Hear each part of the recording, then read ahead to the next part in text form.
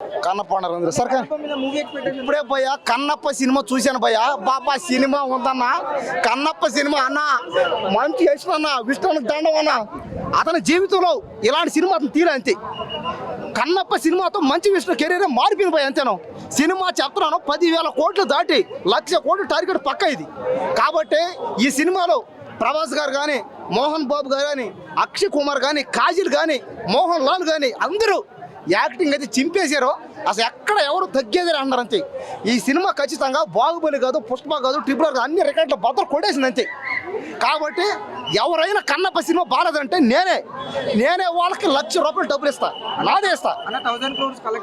1000 ఏంది భయ్యా, 10,000 కోట్లు పక్క, 10,000 కోట్లు దాటి 1,00,000 కోట్లు టార్గెట్ ఇది. ఇండియన్ సినిమా రికార్డులను తిరిగి రాస్తుంది.